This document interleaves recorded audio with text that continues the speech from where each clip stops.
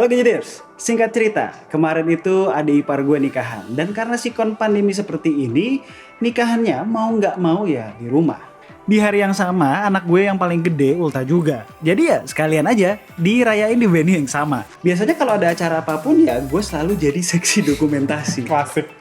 Emang sih ada fotografer profesional, cuma biasanya pada pengen hasil yang instan buat di-share langsung di sosmed. Kebeneran gue lagi make iPhone 12 Pro dan Pixel 5 kan, dua handphone dengan kamera yang powerful. Ya udah, gue pikir kenapa nggak sekalian jadiin konten versus aja.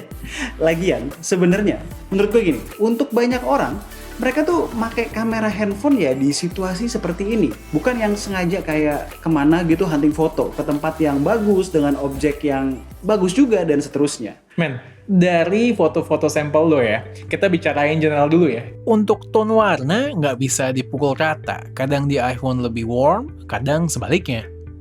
Nggak cuma di lensa utama dari kedua HP, tapi konsisten loh sampai ke lensa ultra wide. Oh ya, mumpung bicarain lensa ultra wide, sekalian aja. FOV lensa ultrawide iPhone 12 Pro itu lebih luas ketimbang Pixel 5, 120 derajat versus 107 derajat. Karena itu juga distorsinya lebih jelas di iPhone 12 Pro, dan ketajaman di sudut-sudutnya nggak setajam Pixel 5, men.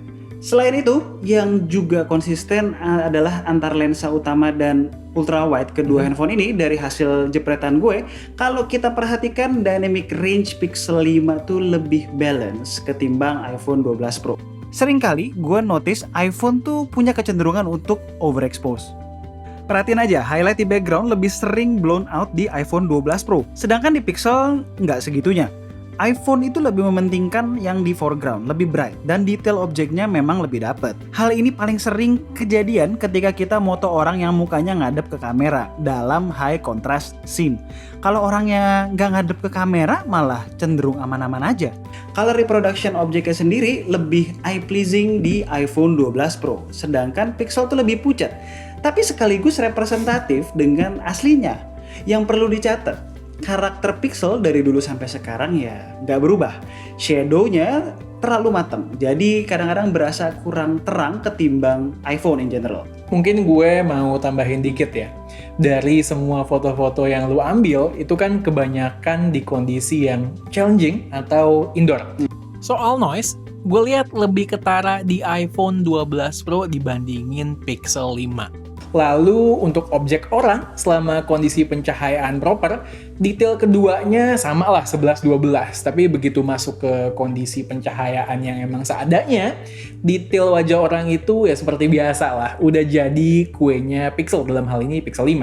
iPhone 12 Pro sharpness-nya cenderung berkurang. Jangan lupa juga, iPhone tuh bahkan dari iPhone tahun yang kemarin-kemarin, skin tone cenderung menjadi kuning ke orange-orangean.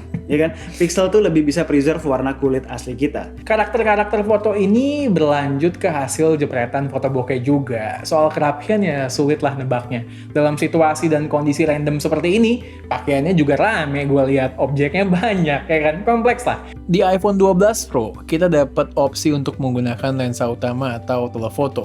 Sedangkan di Pixel 5, kalau kita mau lebih deket dan dramatis potretnya, harus pakai digital zoom 1,3 kali dari lensa utama. Selama event, gue nggak berhenti jepret foto maupun video. Hal yang gue bisa share, kedua handphone ini sama-sama sempat overheat ketika digaspol berjam-jam kameranya. Kalau di iPhone 12 Pro, flashnya yang di-disable by system. Sedangkan Pixel 5 nggak bisa ambil video, tapi masih bisa ngambil foto. Yang kedua, hasil foto dari iPhone 12 Pro bisa langsung kita preview. Kalau Pixel 5, kudu tunggu processingnya di background. Cukup lama. Walaupun bukan night mode. Alasannya ya, sekarang kan nggak ada lagi Pixel Visual Core dan SoC-nya ya SoC mid-range. Yang ketiga, app kamera Pixel 5 masih buggy, suka nyangkut pas mau zoom in atau zoom out.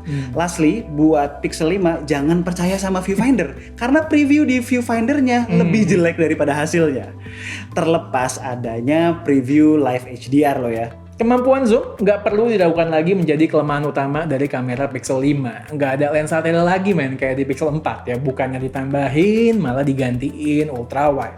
Ya mau nggak mau, kita harus bergantung sama super flash zoom alias digital zoom. Up to 2 kali ya masih usable lah. Tapi ketika dibandingkan dengan 2 kali optical zoom pada iPhone 12 Pro yang emang beneran menggunakan lensa tele, langsung lewat apapun ceritanya. Color, ketajaman, noise level, dynamic range, dan lain-lain.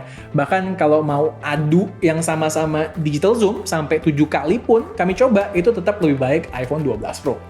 Selesai acara, gini, besokannya hari kedua, gue tuh dan keluarga nyantai di rumah. Pengen buat acara birthday celebration kecil buat anak gue yang lebih personal.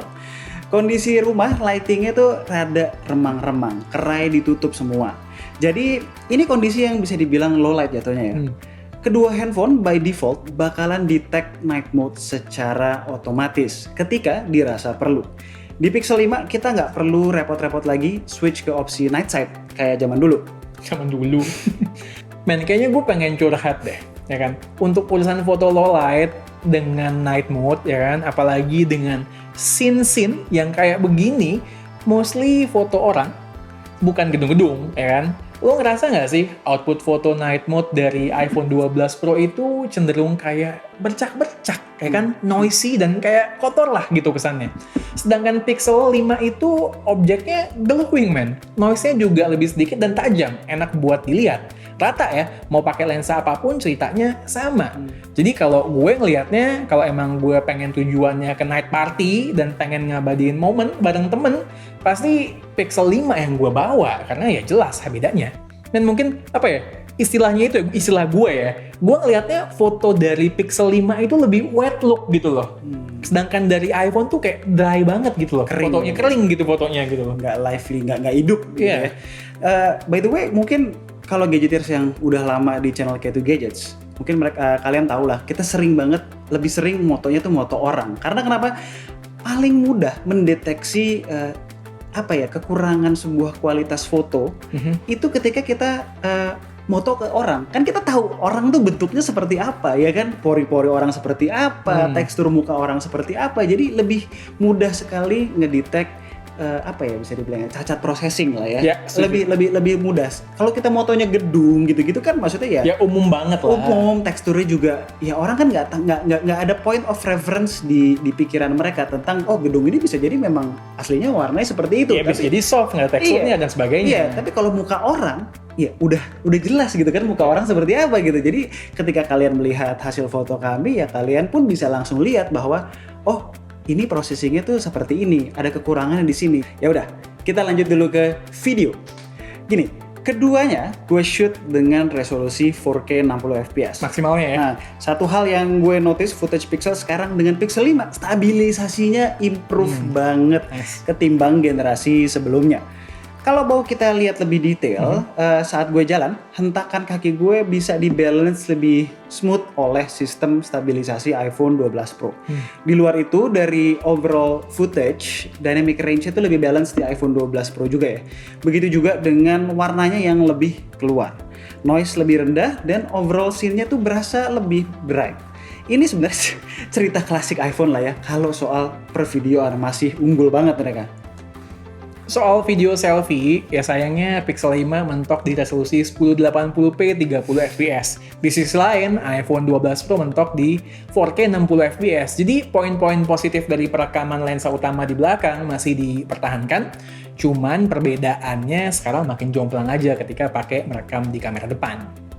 Buat foto selfie dari beberapa sampel yang gue jepret, dari 3 foto berbeda, gue lebih suka hasil dari iPhone 12 Pro despite warnanya yang lebih warm.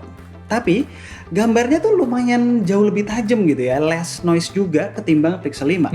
Sebagai catatan, memang ada satu foto yang gue selfie sama pengantin nih di Pixel 5. Pengantinnya tuh terlihat lebih sharp dan bright ketimbang di iPhone 12 Pro. Ya intinya ini adalah hasil kamera dari kedua HP yang kami dapatkan pada sikon seperti ini. Tentu seperti yang kami bilang, beda lokasi, beda objek, beda joki, hasilnya beda lagi. Kalau mau lihat foto-foto dalam berbagai sikon yang lebih rich, kayak tungguin aja review masing-masing HP only hanya di K2 Gadgets. Oh ya, buat yang pengen tahu, kita beli Pixel 5 ini dari Gondry Store di Tokopedia. Enaknya beli di dia, semuanya tuh jelas. IMEI terdaftar di Bea Cukai, dikasih pula kopi SPP BMCP yang redacted. Kalau ada apa-apa, aslinya disimpan terus sama dia. Resmi dan aman lah pokoknya. Link udah kita taruh di deskripsi ya. As always, kalau kalian suka dengan video kami, boleh klik like, share, dan subscribe. Jangan lupa klik icon bell yang di bawah supaya kalau kita ngeluarin video baru, kalian langsung tahu. Kalau mau tanya-tanya mengenai kamera di kedua HP ini, boleh drop komen di bawah. Dan Tunggu racun-racun kami berikutnya. bye guys! Bye.